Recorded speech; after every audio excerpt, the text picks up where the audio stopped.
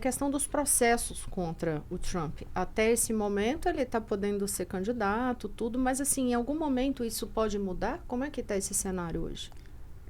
Eu acho que assim, a escolha da Kamala Harris também está nesse sentido. Ela até fala, né? O Biden, inclusive, falou. A gente está colocando agora uma promotora que está acostumada a lidar com bandidos, que é a maneira como ele se referiu ao Trump, né? Por conta dos processos, e vai conseguir fazer muito bem as acusações. Uma das coisas que pesou no debate, por exemplo, do Biden com o Trump, não foi só as confusões, os espasmos mentais, enfim, que ele tinha, mas muita questão de não atingir os pontos fracos do Trump. De não colocar, por exemplo, a investigação do caso da Geórgia, da Stormy Daniels, da questão dos documentos na mansão na Flórida. Então, assim, foi um debate em que o Trump cresceu demais e o Biden foi ali super acuado, muito confuso e não pegou nos pontos fracos. Acho que a Kamala Harris, justamente por conta desse histórico e por ter uma vida jurídica, vai conseguir pegar bastante nesses pontos. Se não para fins jurídicos, porque isso não vai impossibilitar ele de concorrer, mas para fins políticos. Falar, olha o que representa você votar no Trump, olha quais são os pesos que tem na justiça. Então acho que isso impacta sim para aquele cara mais indeciso nos Estados Unidos. Eu concordo com o Ricardo, mas eu confesso que eu esperava um reflexo maior dessas implicações jurídicas do Trump a essa altura do campeonato. Então, a minha expectativa, ela está justamente em ver como que a Kamala vai explorar isso num debate, ou mesmo daqui para frente na campanha. Claro que existe também uma certa modulação nessa agressividade, né? Então, os democratas eles têm uma preocupação muito de não transformar isso num discurso de ódio. Então, eles têm optado mais por um deboche, mas, ao mesmo tempo, não insuflar essa narrativa que aconteceu sobretudo após o atentado contra o Trump, de que o ódio dos democratas está dividindo a sociedade, está promovendo atentados como esse que o Trump foi vítima, enfim. Mas eu tenho uma grande expectativa de como que isso vai passar a aparecer, porque sinceramente eu não vi isso de maneira tão forte como eu acho que poderia ser explorado pelos democratas. Não, e aconteceu tanta coisa nessa eleição que a gente até esquece, mas a Suprema Corte acabou emitindo uma decisão, antes até da Convenção Republicana, que protegeu o Trump de, acho que, de 3 dos 4 processos que ele responde, né? Então, eles decidiram que ele tem certa imunidade enquanto presidente em funções oficiais do cargo e ele não poderia ser processado por isso. Então, isso meio que paralisou o processo de Mar-a-Lago, paralisou o processo da Geórgia e, se eu não me engano, mais um, que me foge agora. Acho que é o de Capitólio, não é? Acho que é o do Capitólio. Só que o da Stormy Daniels, ele já tinha sido condenado. E a sentença ainda está para sair. A sentença pode sair agora no começo de setembro.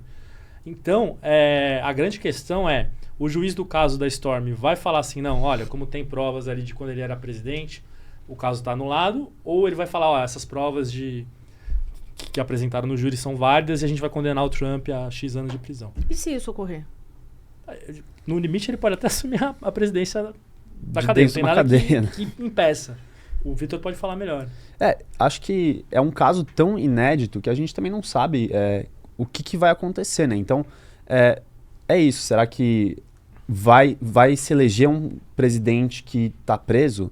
Né? Como é que você mantém preso um presidente eleito pela maioria dos eleitores do seu país? É um caso bastante complexo, assim. Eu realmente, assim, acho que eu seria um pouco menos sensacionalista de apostar nesse cumprimento efetivo da lei. Eu acho que o Trump dificilmente ele vai ser preso durante ou após campanha. Acho que isso até como uma estratégia política de não radicalizar tanto essa corrida é algo que os dois lados calculam. Até porque as condenações elas não são penas graves, né? Então pode ser comutada em serviço social ou uma pena alternativa que seria domiciliar aqui e tal. Mas acho que pro Trump, se ele, por exemplo, colocarem ele para limpar lixo na praia, ele vai ficar bastante irritado.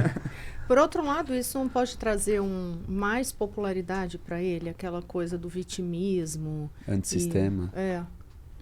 Poder pode, mas tem uma tradição na política americana que eles falam que é a surpresa de outubro, que é um fato novo político que sempre acontece poucas semanas antes da eleição e que muda completamente a disputa, né? Na eleição do Obama foi a quebra do Lehman Brothers, por exemplo. Do Trump foi quando ele pegou Covid. Então, pode ser que seja a condenação, assim, a gente não sabe, né? E essa eleição já teve tanto Tantas fato, coisas. né? Já teve. Aliás, Não, um teve dos surpresa fatos- de julho, de junho, de tudo. agosto. Teve, tá tendo surpresa todos os meses. E dentre as surpresas, que aí sim foi uma questão muito grave, que é a questão do atentado. Né? Ali naquele momento se diz, não, Trump naquele cenário venceria a eleição, se a eleição fosse naquele momento, ninguém titubeava. Em afirmar isso. E depois disso vem toda a surpresa, sai o Biden, enfim. Não, e 5 dias depois do atentado, o Biden desistiu. Foi muito em cima, assim. Em cima, E haja mudou surpresa. o debate, né? É, Pararam uma de semana falar do depois. atentado do Trump. Então, aí eu queria saber isso, quer dizer, o atentado que naquele momento parecia ser assim o passaporte para o retorno à presidência, já é um assunto que vai estar completamente esquecido na visão de vocês quando chegar o dia da eleição? Acho que assim, muito por força do Partido Democrata também, como você bem falou, né? O Partido Democrata, ele tá evitando tocar em pontos, colocar o Trump como, de fato, um racista, misógino, estimular a violência. Porque se a narrativa que você tinha é que os republicanos, que eles eram mais violentos por conta de todo o histórico do Capitólio, o Trump falou, tá vendo? A gente nunca teve, por exemplo, um republicano fazendo, né, pelo menos aqui, um atentado contra um candidato democrata. Então, os democratas eles estão tentando mitigar toda essa violência política, fazer um discurso um pouco mais calmo, um pouco mais... A Kamala Harris, ela fala praticamente todos os discursos. Eu quero ser a presidente de todos, eu vou governar para toda a sociedade americana. Inclusive um discurso que parecia que seria mais o do Trump, porque ele teria muito mais argumento para falar isso, olha, mesmo tendo tentado tirar a minha vida, eu vou fazer com que, mesmo que as pessoas não gostem de mim, a gente consiga fazer algum tipo de política de coesão, mas a própria indicação do Vance, a minha visão, já mostra que ele está indo para um caminho mais de um republicano purista. E ele não conseguiu, né? Na convenção republicana, o plano era esse. Era falar, não, eu vou unir todo mundo e Pacifista, tal. não fez. No meio do discurso, ele começou a radicalizar. Exato. E eu acho que os democratas eles estão indo melhor nesse sentido, tanto pela escolha do vice, como pelas palavras da Kamala Harris. Então, o atentado ele vai sendo pouco a pouco superado. E concordo também, acho que a troca de candidato foi uma coisa que o impacto tão forte que acabou colocando a discussão sobre atentado quase que um segundo plano.